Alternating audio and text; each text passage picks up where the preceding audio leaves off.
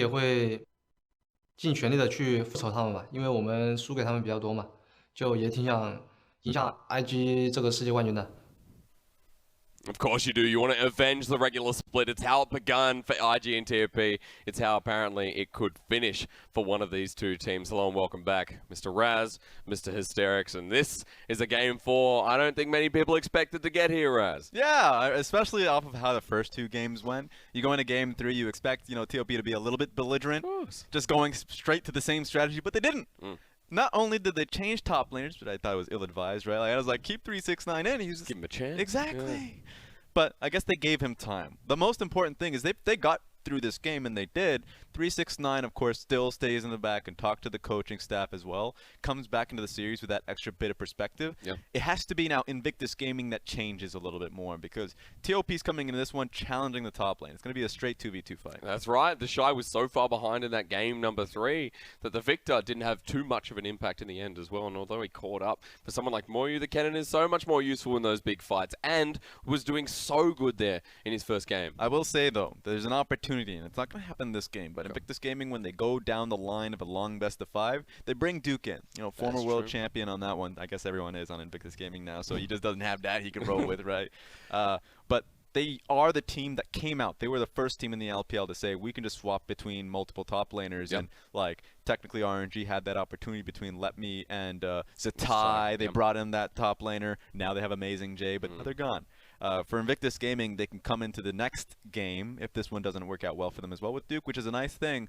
But I want to see continue to run with Moyu. I think Moyu showcased to me there was so much that he got to learn last year, and he's finding some great flanks off the cannon. He really is. I mean, Moyu coming through into the mid lane was what impressed me the most at the start of the game, was making that roam down after getting the shove out in lane. I was like, wow, okay, 369 was stuck in that lane. Moyu's like, I'm not getting stuck here. I'm going to push mid ahead. And Knight, he lived. He went so well, and he played that game well as well. The biggest meme, too, everyone who saw that, like, end game, like, oh, he got the MVP, and you see, wait, he had like, -11 CS difference at 15. So actually, Tabe won that one. I'm sorry. Technically, sorry. Yeah, you have to give him 10. Like, doesn't matter how much you make.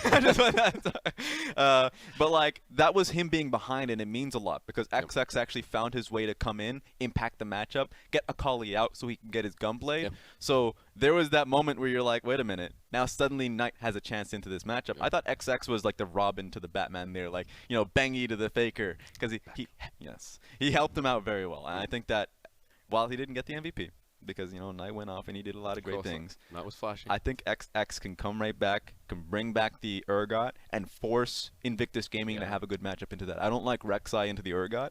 I think Urgot wins the skirmishes. I think Urgot wins out in team fights. Is much better, like, front to back technically. That ult now has a ridiculous range. Hell yeah, it does. That is just insane now. Yeah. There's a couple of good snipes there as well. And off the back of that as well, now TFP should be demanding a lot more bans from Invictus Gaming. So this draft should actually be a lot more pressurous for IG. We got word that they decided to go blue side this time. Yeah. Like, that's a change in strategy. If you're going into the series and both teams are trying to snatch up red side, suddenly they're saying, okay, we want, blind pick on blue. Because like, all of the picks that they've been banning out, like the Silas that's been negated, the Morgana that's been kind of taken away at times, like, they can have their hands on it at this point. And even saying that now we don't even need the counter pick on top lane as long as we get the blind pick, Ken and I think. So right now, they get much stronger in being able to pick out their primary blue side picks. And if they get a Kali again, you can pick it up top side. One thing that's hilarious about, like, Invictus Gaming is that usually if you bring in a new top lane, you're like, change in style, right? Like, another strategy, bring in the tanks. Here we go. The shield to the sword. TOP's like, actually, they're just both swords. They both just attack.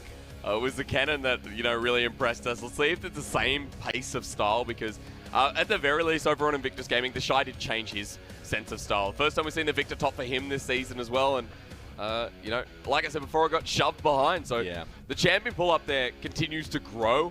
But this game, like, I'm going to bring us back to reality. The reality is Knight versus Rookie is still, despite Clement's stake, looking pretty good for Knight's sake. Yeah, it's looking good. Like, at least, no, Clement's got to appreciate the stake, even if it's coming out of his own wallet, right? Like, he's got to stick with that stake. Yeah. You got to at least show a smile, even if it's forced. Better be a good stake anyway.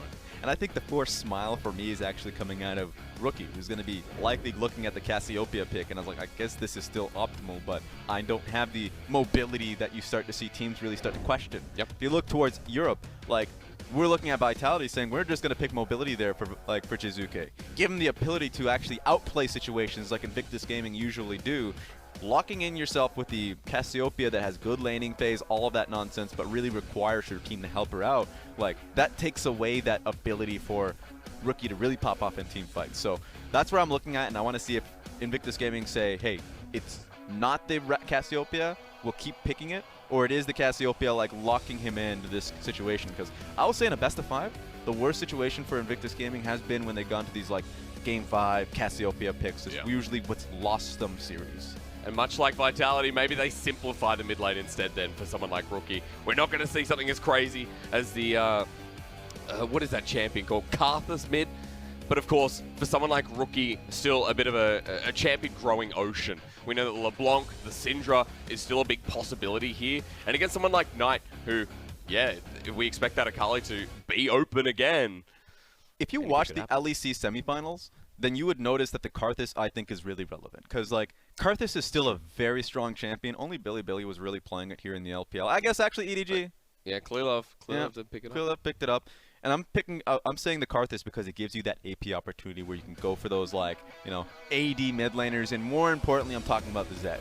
And if we're just talking about, like, what the Zed can give you, like, I've been watching a lot of U Masters and essentially Nuke Duck because he's just the Zed connoisseur. You can just do so much if you get that little bit of help that XX has been giving him in the last game. Yep.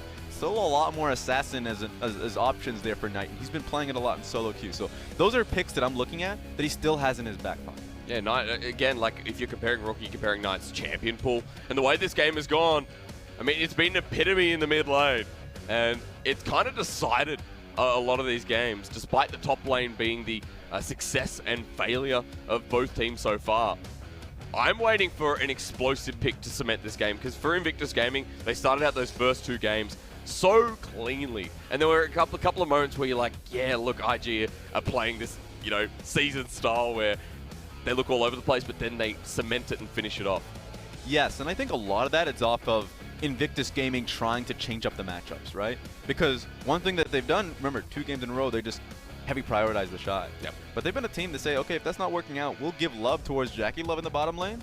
He'll pick up something like the Callista, which technically isn't going, but it would suddenly be like Ning pathing towards bot side so heavily.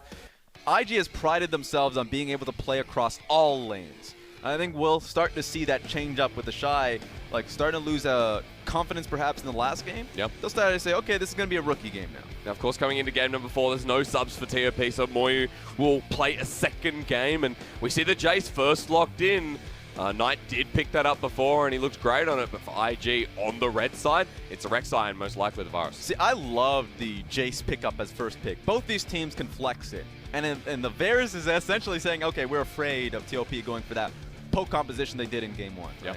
Yep. There's so much strength in TOP. If they found themselves behind, they can still rally around the mid lane, ram it up, and just essentially try and ram it through JackeyLove, who would be picking up mid lane waves. So Jace is a nice pickup, and if things go awry, like if they go in second phase and they start banning the Corki, banning perhaps the Ezreal, I don't think they have to go that far, but essentially taking away these poke options from TOP, they can just segue right into what is just a Jace top lane and just like try and carry around Moyu. You can also set yourself up with a very strong bottom lane on that note as well. So the Braum already locked in. We saw the potential of a Lucian, which has not been banned away. Instead for IG, the final ban was the Akali, so 80 carries available.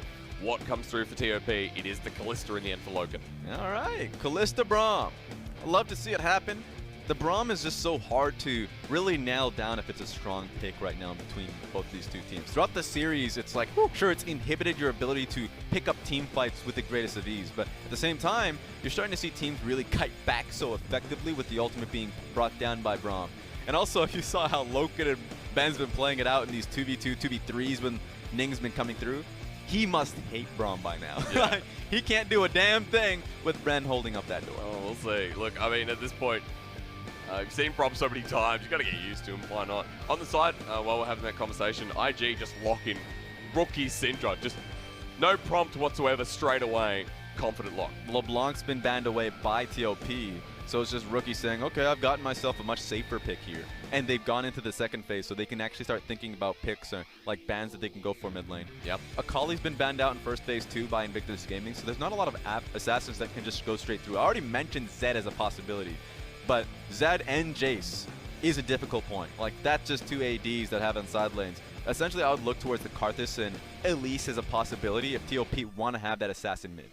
Maybe if we look for the assassin mid, remember that mid laners in the LPL have taken the Zoe matchup into Syndra more times than I can count, whether it's a good matchup or not. So still available for Knight, one of his better champions, but the Urgot we're not going to see this time. It's the jungle bans for IG with the Gragas alongside. All right, Tom Kenchcon, they want more action bot lane, knowing that Baolan is still left wanting. If he goes towards the Alistar, then just take a look at what TOP can do. Braum is a great matchup versus Alistar, and they can start to just lead Ben forward, so he can really trade damage on an ally. I wonder what Baolan's going to go towards. Like, looking, I don't see a Morgana. I think the Morgana would make a lot of sense here for Invictus game. Yeah. No. Okay. Okay. I'm okay with that. Now, you talked about Nautilus mid just before. There's a long story, but not this game. Yes. Most likely going to be towards Baolan. I do not see TheShy picking this up. Yeah, it's going to be a Nautilus bottom lane almost assuredly. It's the same issues that Alistar had. If you try and hard engage bot side, Braum's going to kite that one back well. A lot of damage is going to be traded right back towards Nautilus. I will say the benefit of having a Nautilus is that, you know, Shield Bash does a lot of work for him. Extra armor. He already got that armor boost off that patch that we've had. So he's just going to be a lot more sturdier in the bottom lane to deal with.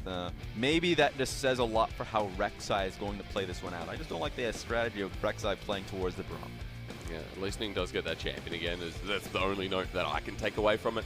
TOP XX is back on the Olaf, however.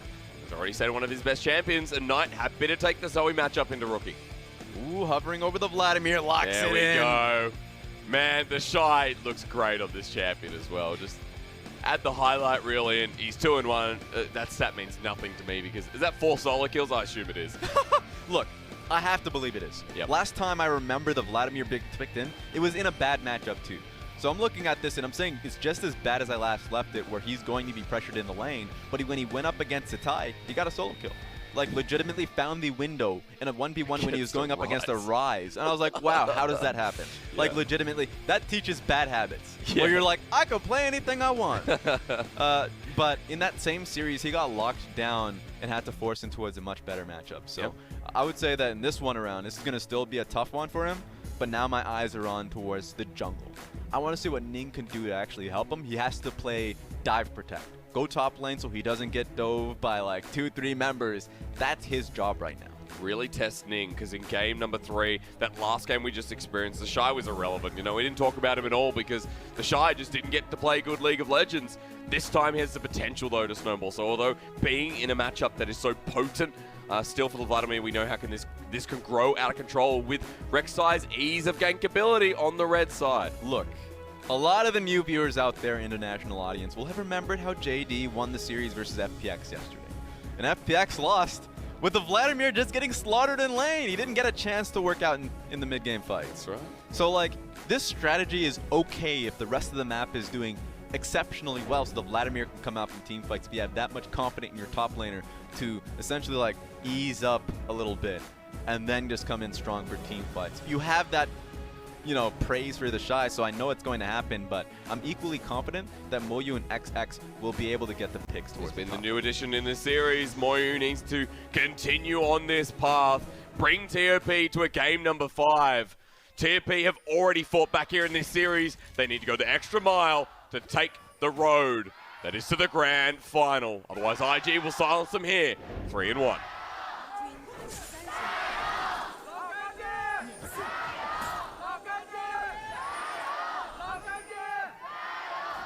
We're back to the game 1 strat, starting up for the invade to look for the potential vertical jungle.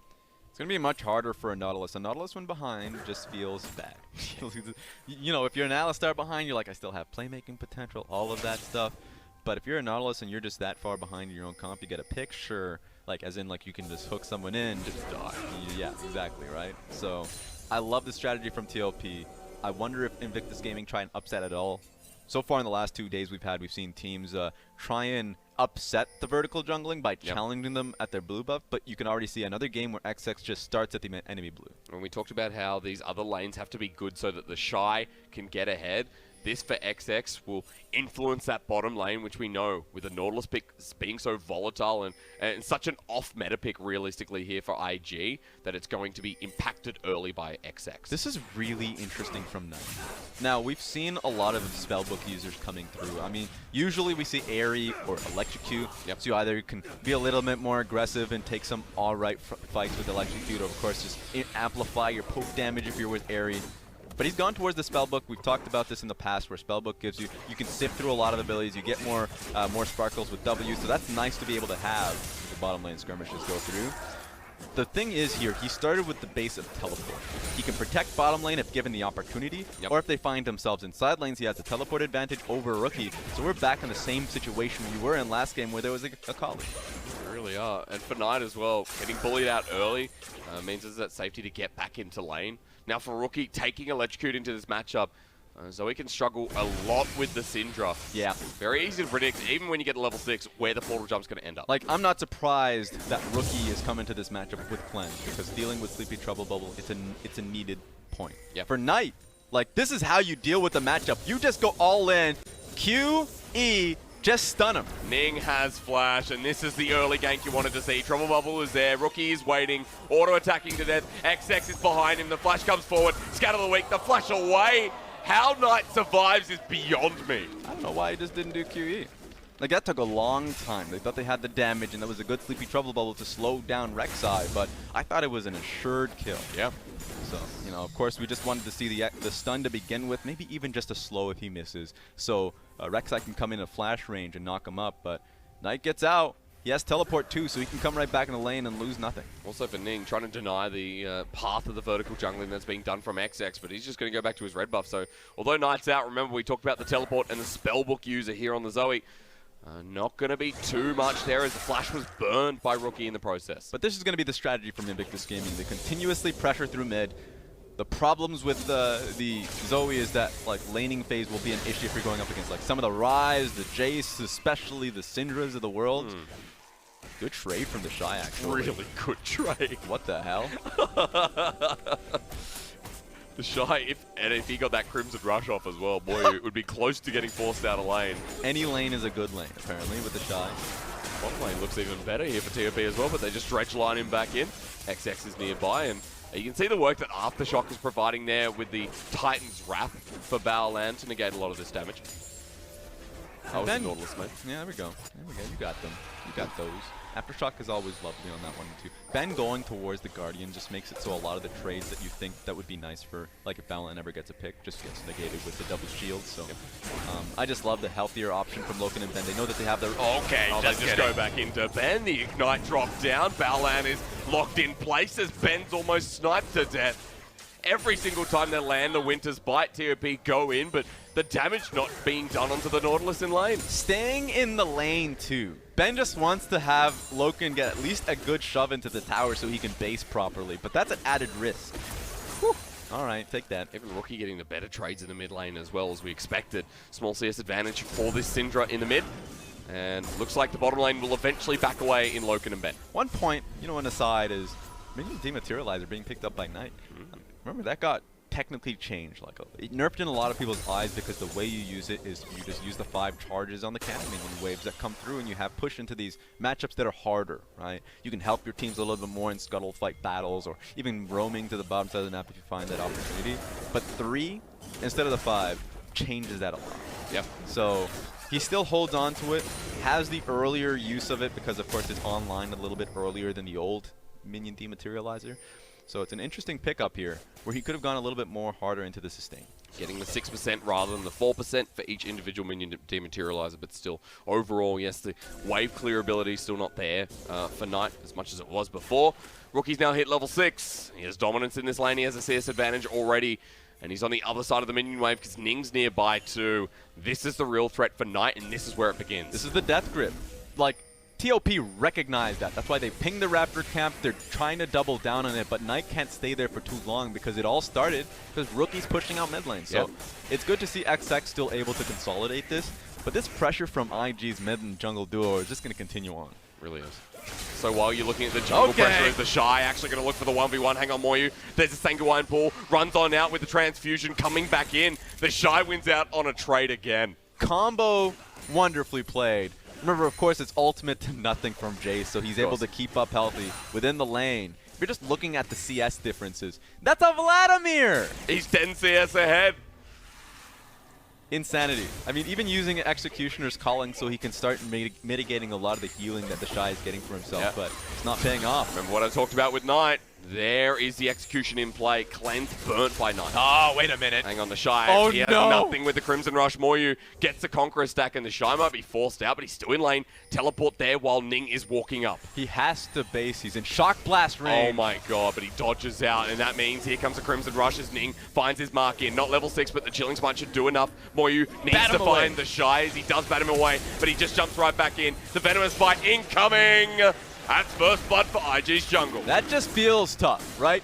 All of this, XX was going for the Infernal Dragon, which I respect that. But when you have your top laner, you pick the Jace, and of course it wasn't like it was a counter pick at all. It was TheShy opting into the bad matchup. Take what you got. Go top lane and help Moyu out. Unfortunately, he doesn't match it. He trades sides, and now the Jace is in full Suicide Watch. This is unfortunate. That's a 20 CS lead for TheShy. At least you're getting the Infernal, though, so if you are going to take some form of RNG as Trouble Bubble lands, Knight winning out on the trade. That's the other part of the matchup that we didn't talk about, the ability to dodge out of Scatter the Weak, and Knight has full access. Yeah, this is just one of those lane kingdoms we talk about when it comes to Invictus Gaming. Thank you. 73 to 58 in the mid lane. Yep. 79 to 60 in the top lane. Of course, he's just picking up a wave now, but this is not good for TOP in the long run. The gold lead at 8 minutes in is just considerable. Really is. It's only 8 minutes into the game. I transition that by looking at the jungle, but I'm looking at another jungler now. It's Ning. Get ready. He now Red side Rek'Sai, let's go. Now has ultimate available. Moyu pushing the wave back up. He doesn't have flash, so he's going to get batted away, hopefully. Moyu doesn't as well, though, so that's going to be even harder. TheShy has the Crimson Rush onto Moyu. He goes the other way. He's unburrowed as he tries to jump to the skies. TheShy now gets blood, and this for TOP is rinse and repeating as they did against 369. I'm telling you, if this was a solo queue environment, this Olaf's getting pinged multiple times. I'm getting rub up, I can't be top lane. I'm getting dragon, I can't be top lane. Ultimately, you're like, I got a good deal, man. I got all my buff experience. So maybe Infernal Dragon. Oh, wait a minute. Oh, how did the Dredge line get him out? JackeyLove taking the rend on the back end of that trade as well. Baolan does not have the depth charge available, but XX is nearby with Ragnarok available. See what TOP do next. So yeah, maybe XX can get something off of this one, but this is a tough dive. XX gets spotted out by a ward. JackeyLove just dropped another one. XX going to come back in. Repeat offender.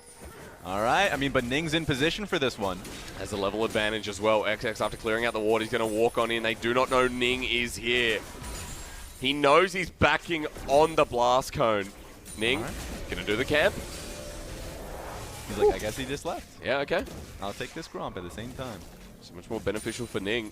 Catching up on that CS as well, that was transitioning to the mid due to Ning camping and visiting that lane more often than not. So for IG, top side of this map, just absolutely styling. Yeah, I'm not really fond of what XX is pinging out. He's pinging out the Rip Trail that's going to be coming up, but like talking about what TheShy is doing in his matchup, and the same goes towards Rookie. As long as they have a ward, or at least have an inkling that that's going to be a possibility, you're not going to be doing anything about that. Now this is just happening. I mean, TheShy's dropped the Hema Plague onto Moyu, jumps back in, here we go, Crimson Rush, flashes in. We're about to see it in action as XX has to come up. TheShy has overstepped his mark. Predator's being proc, onto him they go. Moyu gets some retribution. Thankfully, stabilizing comes through, right? My goodness, that was getting painful to watch. Stopwatch comes through, so it buys some time. Yeah. That's still crazy to look at that top lane and say TheShy is still able to like just nearly get the solo kill, but thankfully XX's top lane helps him out. But he can only pull that off once. I mean, TheShy doesn't have flash to follow up once again, but still a lead in this lane has to happen more than once. Protobelt now picked up for the Vladimir, who, whereabouts is he? He's just come back up, heading towards the top side, while Knight lands Trouble Bubble. How do you know? There is a control ward in the Pixel Brush, so I'm assuming he got spotted out there. Yeah, that would have to be the case. Yeah, XX, I don't think you should do this one, buddy. He's going to be spotted out by Ning as well. And so for TOP, they do quell the top lane, but still at a gold disparity at this time of the game. Knight's going to be picking up yet another blue buff after XX donates this one over, while Ning transitions to the top side again, waiting for his favorite meal of the day. There we go. Job's done there for XX. I think it's a mission accomplished him of being able to stabilize his solo lanes. Okay. Because Zoe's able to get her blue buff, come right back into the mid lane matchup, has heal just in case something ends up happening where Ning finds a way back into the mid lane. But we're all at 0-0. Like 11 minutes into the game, and how much of a window Invictus Gaming had, nothing had paid off. So if I'm TOP, things have been working out well for you. You still have to be top lane. Olaf's nowhere near this. Now remember what I just mentioned is the fact that Moyu's still not safe. This is the biggest issue that I love what XX has done. He's quelled out the lanes, but still the 30 CS advantage continues on as Ning is sitting in the control ward, and that vision aims nothing. This guy has like level 2 body armor. Moyu is going as defensive as you can, so he is safe at all points. You trying to help? Okay, Vladimir dives me, Hexbreaker. And he's just got to play it safe. Once again, XX is towards the bottom side of the map, leaving him to fend for himself while he farms up a storm. XX 20 over Ning, but the patient jungler is still here. Thankfully there's a ward here, but what can you do about it, Moyu? Ning has the flash available. He's going to find it. The Unburrow there with a Hemoplague. Moyu is going to die, and it's to Ning. The venomous bite lands again, and IG, now they want more gold. It's still pre-14, so the turret plating being ticked down. Moyu has to come up. That's a 20-second death timer, so he's going to be losing the next wave too. Shy going to see the jungler here. Good information for IG. And you're right. Look at how this game is developing for the top side of the map. Plain and simple, TheShy has so much gold. Wow. So 1,200 gold lead. We're just talking about the stats, right? We look at these numbers of CS difference at 15, and you very rarely get to like actually have that conversation during the game itself. We're at 13 minutes in, and already you look at the top lane matchup, 40 CS. Like, that's only ballooning. Game 1, he had like a 60 CS advantage at like 15 minutes, and it's only going to stabilize at that point. While in the mid lane matchup, like, yeah, it's better. Like, it's actually just like 17 like minions, so like a lot of this is just Invictus Gaming winning in these matchups. Yep. And of course, Ning's helping out a little bit here and there. Talk about lane dominance all the damn time. And JackeyLove going to clear out this lane, push the turret, it's gone. Invictus Gaming break the first one of the map open, have about a 2k gold lead. They started up the Rift Herald, but TOP started moving towards that objective to deny it. So a good move, because that Rift Herald is not what you want right now for TOP if you lose it. Yeah, just trying to hold off. I think they were tricked into thinking that people had based. You can already see 3 members here from Invictus Gaming pushing them off. Some good back timings from IG on the whole, but Moyu's still around as well. This is a big pull away. This is just going to reset. This is just the benefit of staggering your backs, because Rookie had a full back off of all of that. Yeah. Now, members from IG can continue to do the same thing and keep Rift Herald at bay here. Got first items all aside for IG. Only 2 there, or 3 rather, as XX has picked up the Cinderhulk. They may have found a pick onto TheShy, but he's in with the Hemoplague into the middle of it. TheShy getting low, but will heal up. Ignite does nothing, and for JackeyLove, he's caught out in front of the Rifter, while Moyu might be caught out as well. The Void Rush jumps on top of the Jace, and he gets deleted. IG now turning for the fight as Baolan, and the Dredge line is Rift Herald, but not onto XX, who has to Ragnarok. It's heartbreaking for TOP, because I thought that LokeN had played that one super well. Like, Vladimir suddenly not an option there. He has to be going back to base. If, you know, Jace had played this one a little bit safely, suddenly you can look towards Rift Herald, force a fight on your terms, and TOP gets an advantage off those. These are the windows that we need to see from TOP with the deficit that they currently have. Just start being proactive, because 1 and 4 Jace is not going to cut it. Goes to show you, it's about TOP as a team, rather than, I know there are a lot of questions around 369 and Moyu coming in. But for Moyu, yeah, great game 3, but this game has just not been given the attention that he desperately needs. That's true, that's true. I will say this though, now that we've kind of calmed down everyone getting their backs in, I guess we're going to have to talk, I'm not even going to talk about this. Okay. You know I'm forced. You don't have to. No, I can't. Tell me what you think. Not about this, forget it. So there's a champion in the world named Zoe, right? A lot of the times teams with deficits will be like, hey, everything's, you know, like we still have a chance to win out. And a lot of times in competitive, you're like, yeah, you have no shot, buddy, right? Like the enemy team has so much ownership of being able to clean out this game. There's no way you come back to this one. But Sleepy Trouble Bubble can still like eviscerate a lot of the members. Baolan has to be the one at front. And if it's not Baolan, all these people that can actually just get 100 to 0. Whew. But then if you take Zoe out of the equation like that from exactly. Knight, this is what happens. The poke is here from IG. Knight is half health but has a healing hand. There was a bit of lockdown there as well. Woo! Further to your point, here we go again. I love this champion. Yeah. Definitely feels good to play against. So like that's what you do if you're behind now. You just pray for Sleepy Trouble Bubble. I mean, Knight was stellar in the last game, and he is a phenomenal Zoe player. People haven't seen the OMG versus TOP set. That was just legitimately like a 20-minute game based off of just ARAM mid, and the only one like they just was. Zoe got another Sleepy Trouble Bubble, you're dead. It's 1v5, yeah. It kept happening, and you looked at the endgame screen, it was like a 50% damage percentage for the Zoe. Yeah. So you can have those games, obviously that happens when you have a considerable advantage, but there are ways you can come back in. TOP just has to play around LokeN, who's actually doing quite well for himself, and on top of that, Knight, who's being able to stabilize. He's got the blue buff. There's a lot of cooldown now with Luden's Echo at 20%, now 30 with the blue buff, so those Trouble Bubbles are going to be flying out left, right, and center. And Rookie right now does not have the range advantage, but does definitely have the surprise advantage. TOP leaving the Zoe in this mid lane, although it's not extended just yet. Let's see what happens, because Baolan was trying to find the engage. I promise you they would have actually gone in if that was the last game. But they already, you know, got bit for diving too deep. So we'll have to see what ends up happening here. Baolan, good dredge line to get out, but Knight still follows you up. That's half health on a wannabe tank in the bottom lane. There we go. That's the strategy. It may be boring, but not if they just completely lose out in their HP, right? That's still some action. Yeah, I don't think that's boring at all. I think we're just going to see people get popped. This is when we just have a forced POV stream. Let's go. There we go. Give me a Zoe POV. Not anymore. Not happening.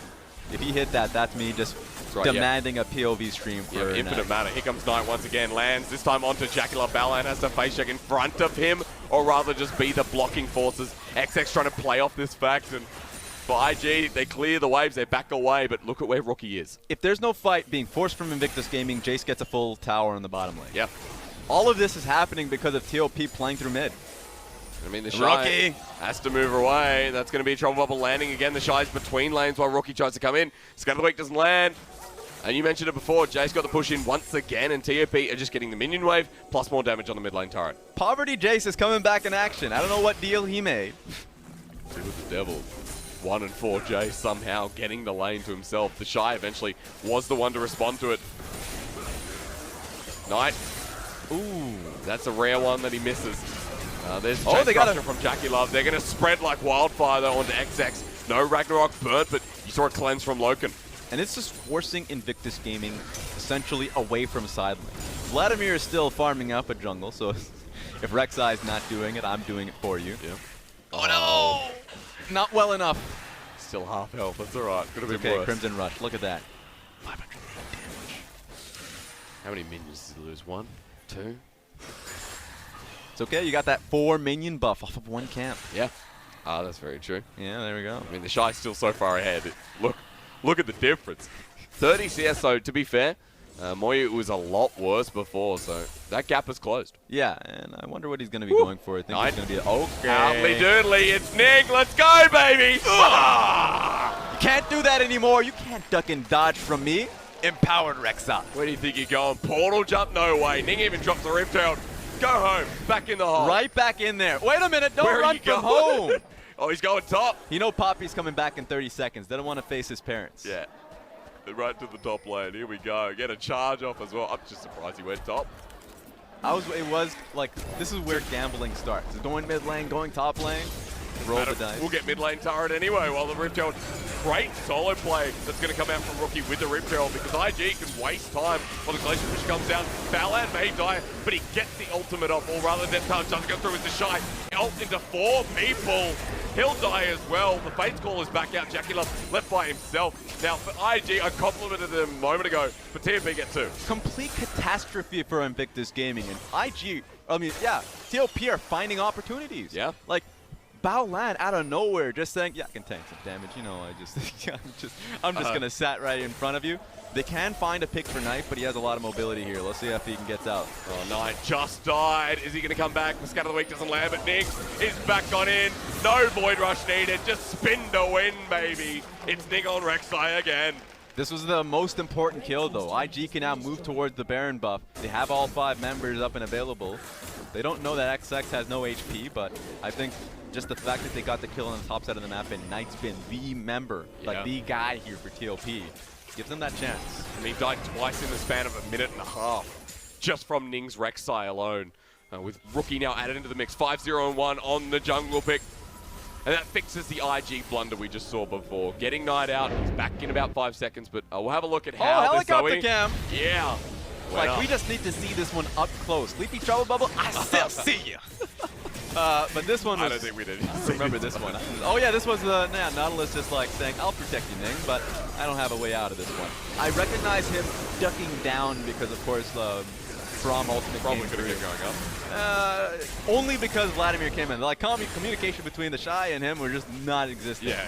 So, like, one of them could have lived, but they both died. See if Baolan dies again, because Knight has found himself another Sleepy Trouble Bubble, and XX is going front to back. Ben is in here as well. Moyu following up. There's the flash as JackeyLove gets locked on down, but Rookie sees the day of unleashed power as Baolan's into the front line. We have a Knight carry again, Raz. That's a 2 kill on a Zoe. Rookie now needs to disengage the fight because only he and TheShy are alive. TOP trading even as Knight goes in for the flash. Who gave this one a flash? That's 2 flashes now. You can. Oh, wait a minute. TheShy.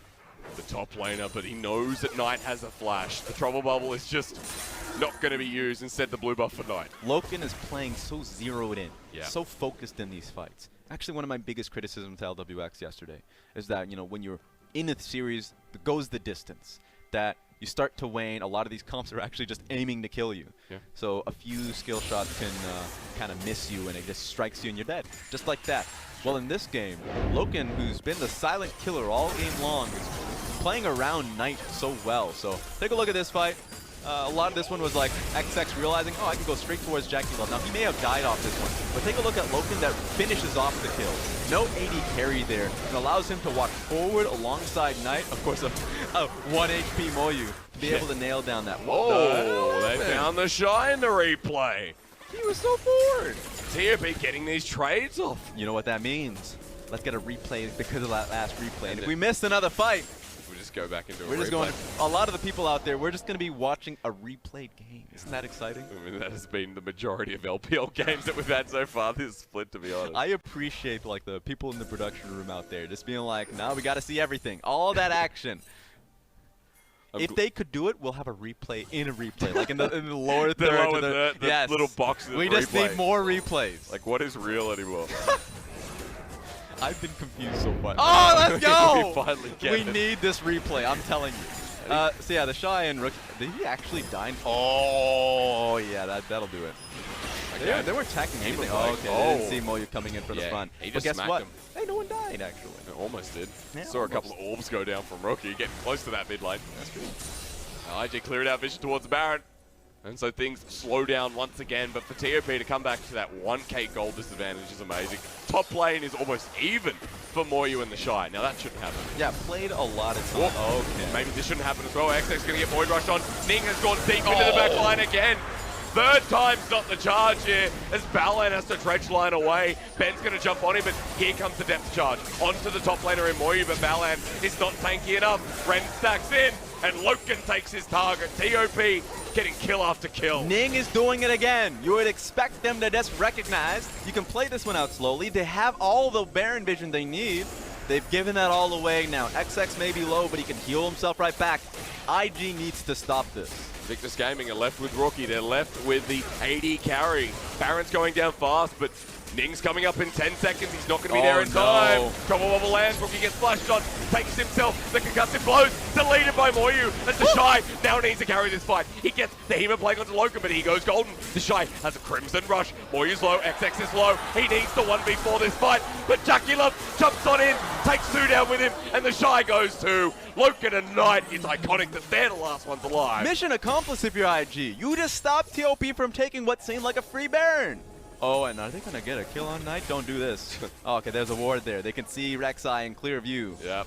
It might be ill-advised, actually, for Ning to, at this point, to be diving so far deep, so. It is Zoe, why not? Yeah. But for IG, consistently going into these fights and coming out worse for it. Yes. Like, sure, they were able to stop TOP in the last game. It only really started because Ning took that tunnel right over. There was no Bard this time, so like, well, no, it's not comparable to the yesterday's games, but it felt like that. Yep. You don't have anyone that can follow through on you in that position, so it's tough times. At least they're in position for the next. Yeah, we're going for another replay. But at least this was a good one. Like, look at TheShy throughout all of this, because TheShy zones out like 3 members. No, we're not doing it. Oh, no, I guess we're still doing it. looking at TheShy. Let's teleport. Let's go back to this injury. We've never gone backwards on a replay. So upsetting. But TheShy, you could see the 1v4 there. But somehow Vladimir is 1-4-3. What? I don't know how Moyu has 7 kills and is in this game over the Vladimir. A lot of that's through Braum. Like, first and foremost, they're front to back through, like, Sleepy Drubbles that's been coming through, the Braum that's being tagged, and of course you have 3 ranged champions, LokeN, Knight, and Moyu just being able to pick the targets that are right in front of them. Yeah. But also, he's just been giving so much free gold being in the bottom lane. The only reason right now he has that Black Cleaver is because he was able to just farm it out bottom lane. So even though he's 50 CS behind the Vladimir is being tethered to these fights. Well, earlier on, Jace was taking a free side lane bottom lane. The difference is well made up by those 6 kill difference as well for the Jace, who is no longer trailing items. In fact, is ahead. Moyu looking pretty good to set up. That second serrated Dirk item as Baolan coming in. Scout of the week makes the flash work. TOP used the summoner, but now IG has the sandwich. Knight's being caught out, exhausted. Onto Ning is trouble of a land. Baolan needs to help him out, but the Void Rush to take him down. Knight still alive with the flash. He gets Ning on the way out. We're going to find Baolan as well. Trouble bubble to zone them through. Knight on Zoe does not die. That's insane. Like, Rek'Sai was so close to being able to get the free kill, but he got that flash and was able to kite right back out. So damn well played from Knight. He kept calm in what was a pressure situation. And for TOB, they've got a crucial pick. Ning's down, Baolan's down, Baron's up and available, and they have the play. Every time we've been in this position, IG has stopped them from getting Baron, but they're burning straight through this one. It's going so quick. That is an early smite, but it is not by XX. Now for the Baron at 4K as in comes to the flank for Knight in the side. TheShy's in the middle as well. Baron goes down, but TheShy has a 4-man Hema Blade. TheShy heals up. Crimson Rush. IG from front to back. Simple as that as LokeN comes on in. 80 carry versus 80 carry. JackeyLove, baby. My God, you are a good-looking 80 carry. He just kite them all right back. They thought they could play through Knight. They thought the Zoe was good enough. But JackeyLove was just pumping out damage. Untouched, 3-item Varus 80 carry. And LokeN stands in front of him only to be defied. IG have the Death Timers on their side, and suddenly we're going for an inhibitor. Yeah, we keep going, man. The longer this game goes on, it comes down to these one crucial mistakes. Because these are long Death Timers. Let's start from the beginning. Because, I love this one. Because it really hones in on where Knight should have died. The exhaust really bought him a lot of time. Yeah. Even went back for the flash there. Whew. Redemption came in so sick. Saved him. They can fight right back. Sleepy Trouble Bubble, he was aiming for Baolan, but actually zones the rest of them onto this fight. TheShy did a lot of great work, by the way. Even though he ate the Sleepy Trouble Bubble, he went right in there, zoned off 3 people, got a lot obviously off his Crimson Rush, he came right back up, but all eyes on JackeyLove, who can now play easily front to back, right behind Rookie. So Rookie died for his cause, but it was a good one. So as the 80 carry in a Varus, you can just go, okay, he's there we go. attacking. Yeah. That's Wan's song, I think. It is. That's IG clinging on to that hope that they don't get put into a full 5-game series. They looked worried, so you could see the relief on their face after JackeyLove was the last one standing in that fight. The Varus 80 carry, as I said before, you overlook because you say, well, this game's been about Knight. It's also been about Rookie.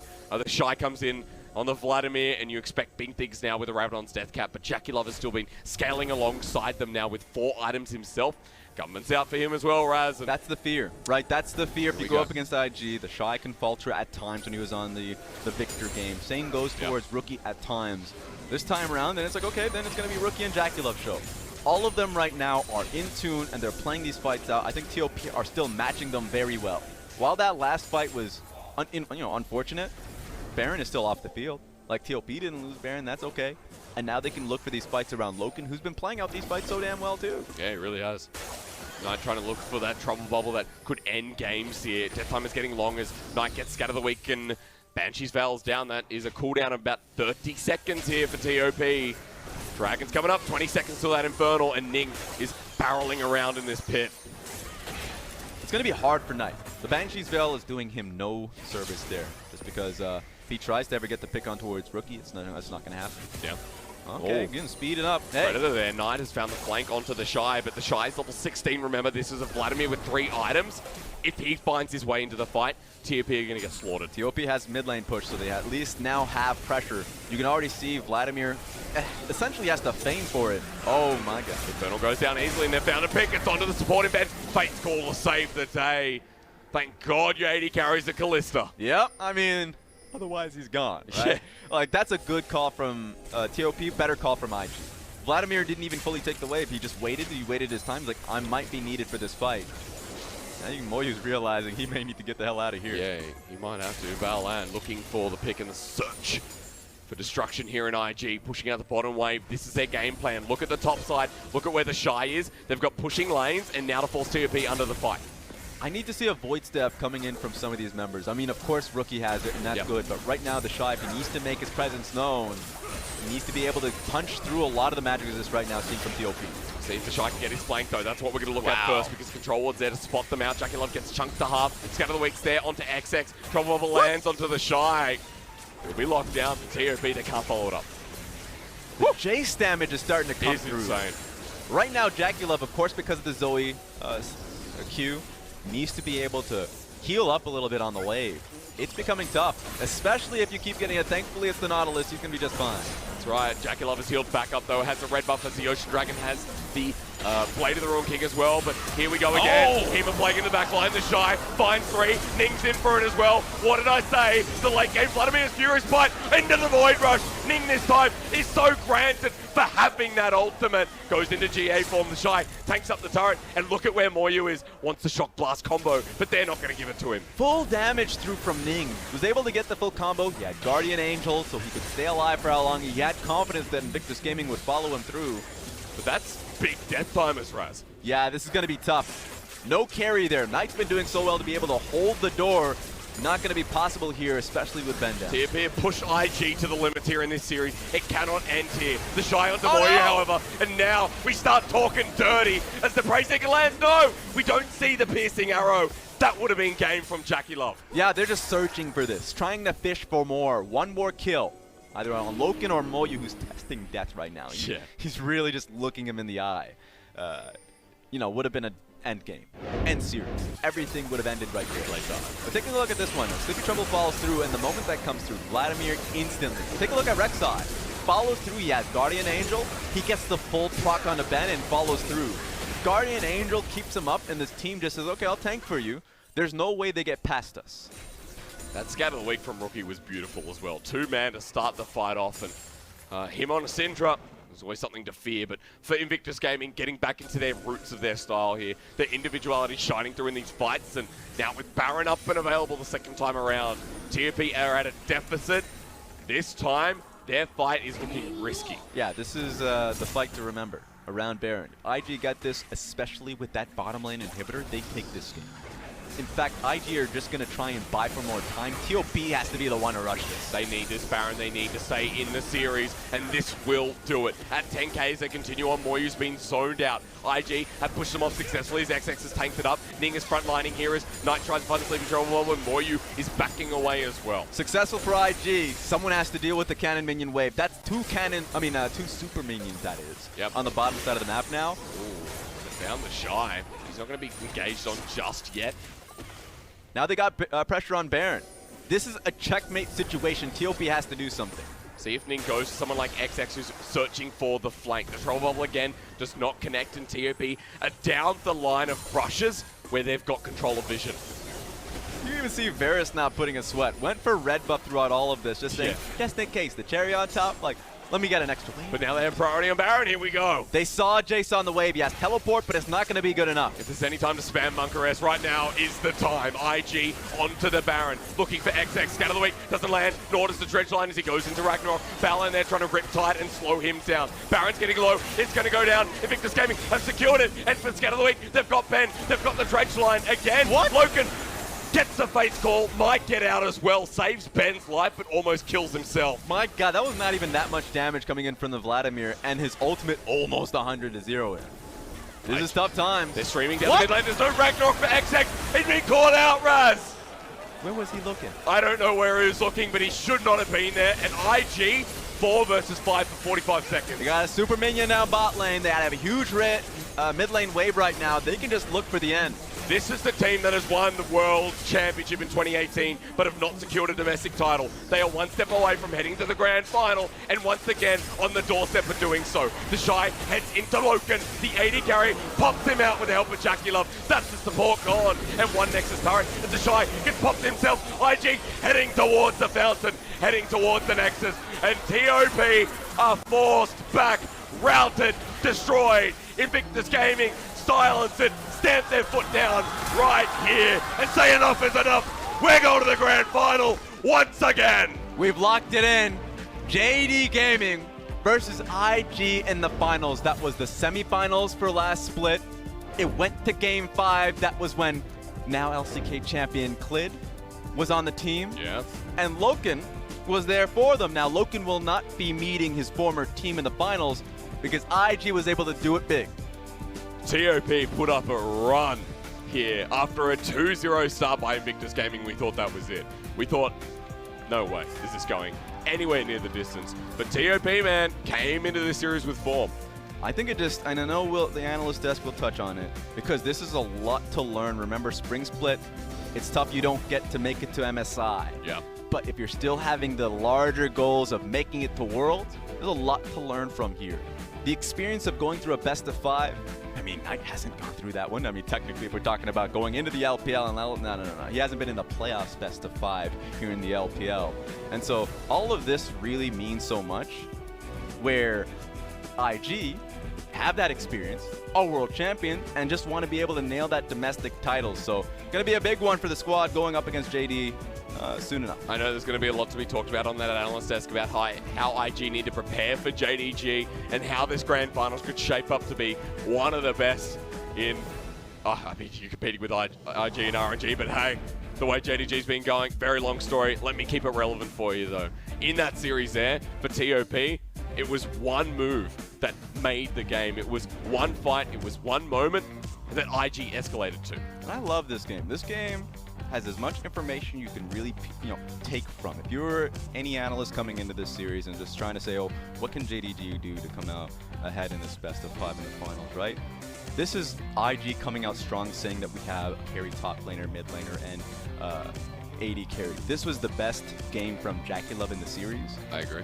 In team fights. Yeah. That was primarily his weakness in previous playoff runs. True. Where he would fall to a lot of just like kind of, I wouldn't say like mind-numbing plays, but like those were issues where he just lost his mind in certain situations. It was definitely not a standout for IG. He was completely zoned in and focused in this game. So great job to JackeyLove in this one. I wonder if he picks up MVP. That's actually a really good call. I think everyone did their part. I think if I'm looking through the series, a lot of the pressure coming in through from Syndra was very strong. Coming through flanks constantly and pressuring through where TOP didn't really have an answer. They really didn't, but they put up a good fight, like I said. But Invictus Gaming, there's no stopping them, it seems, as they head into the grand final. Big congratulations to them, and lucky we didn't go to game 5 because my voice would not have taken it. Ain't gonna work. We're going to send it back to the analyst desk to break down that epic series. Thank you, Hysterics, and what an amazing series it was. I think the best way we can sum that up is we look at the players at the end of that, and you have Knight, who just lost the most important series of his career thus far, and he's laughing.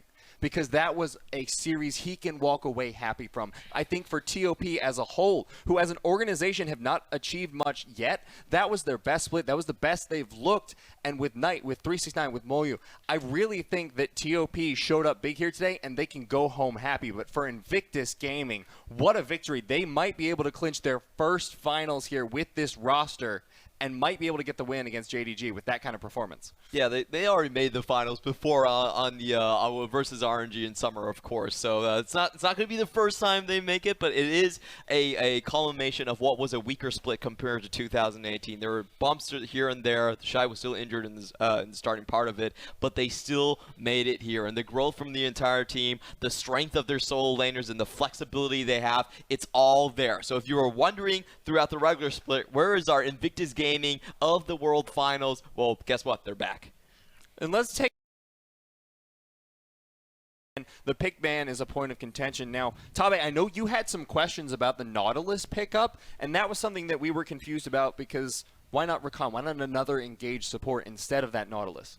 Talk about the Nautilus, simply, to be honest, he didn't really play well because he's not participating in a lot of team fights, and also in lane we can see the KDA of Ben is far better than him. So I will skip the Nautilus part, but I want to talk about how Top lose the draft again. Why?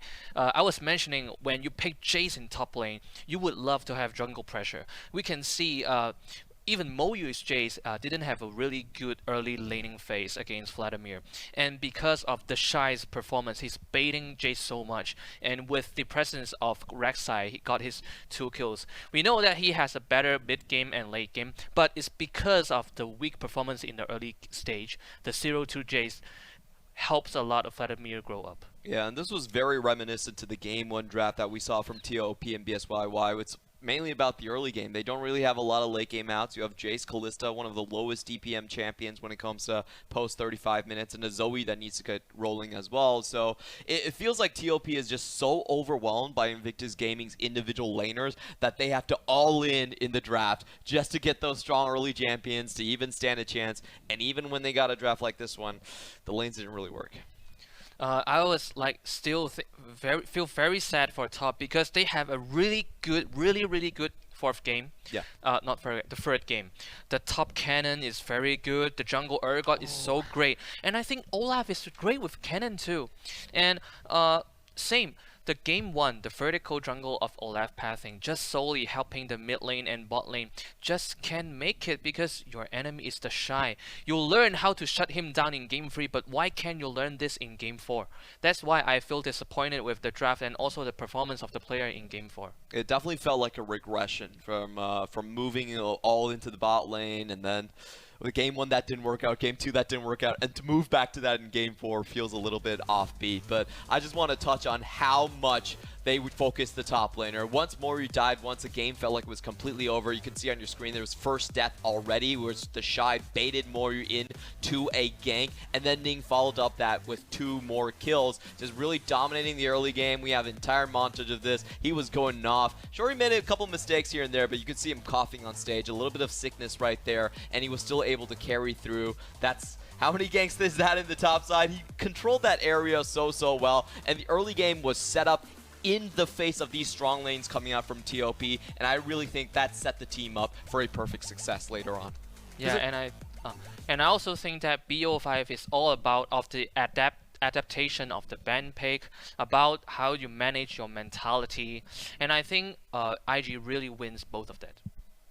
And I think going into that game, one of the things that impressed me about TOP as well was that even though Ning put so much pressure there into the top side of the map, put so much pressure on Moyu before trying to shut him down, they were able to keep TheShy from popping off. You know, he was ahead in kills early, he was ahead in gold, and he did stay that way. You know, you get 5 turret planes, you get a kill and an assist to your opponent laner's 1 and 4 scoreline. You're up 30 CS. I mean, that's going to be a gold lead. But you look at the end of the game, and TheShy was over 5 deaths. They kept him down pretty admirably. So I think for TOP, that was really good. But for IG to be able to pull it back then, it speaks volumes to how well they're adapting in the game itself. I think a big problem right there is you still see some of the weaknesses from Invictus Gaming. They're not a very clean playing team. You looked at their CKPM, which we saw at the start of the series. It was the highest in the LPL. And you don't get that many champion kills without losing some yourself. So they're still playing very messy. In the middle game, we saw a lot of portions where TheShy wasn't there, and then TOP pounced on the opportunity. They're like, TheShy's too fed. We don't want to face him. But the rest of you, hey, we're on even footing. We're going to take you down. And that's how they got into the game multiple times. I think at the end of the day, the overall strength of the team and the scaling aspect still on Invictus Gaming was too hard to overcome. But for me, that would be what I would be looking for if I'm JD Gaming. I'm looking at that series and I'm thinking like, hey, this team, you can kind of surprise them. You can try to wipe them. If you have really good engage, if you can match their scaling, if you have late game options, this is a team that can be vulnerable at times, even with the best laners in the world. But a lot of their strength in this game actually came off the back of their team fighting, as you mentioned earlier. A surprising factor for us was JackeyLove, who's not been known for those team fightings, but off the back of that Varus play, off the back of that absolutely clutch save, and there you see, that's him. That's going to be your MVP. JackeyLove showing up big on that Varus. Yeah, we can see that without the protection of Braum, and Nautilus is such a weird pick nowadays, but without any protective support, just like yesterday, the god performance of Ferris by Imp, today we proved that the Chinese AD carry JackeyLove also have a really good Ferris. I can't believe he actually did 28% of the team's damage in that fight overall. It was quite surprising with how the game was going, and in this Baron fight, particularly where he was already down 2 team members, to be able to hold in and just clean up the rest of the team fight, that's monumental work right there. Of course, we did see Rookie, of course, blocking a lot of these shots away from JackeyLove, but this is what we know about him as a player. He always walks forward. He's a self-proclaimed, he actually self-proclaims brain-dead Draven main, but when he goes forward, he finishes the job, and that's all that counts in a BO5. And it's worth questioning now that we've seen what IG look like in this best of 5 series. Of course, this is the first time we've seen them in the playoffs this split. What are they going to look to adjust going into the series against JDG? Because JDG themselves are looking incredibly strong. So much stronger than we've seen them during the regular split, whereas this IG, they look strong, yeah, but I don't think they've gotten as big of a playoffs buff, and I think they might need a little bit of an X factor.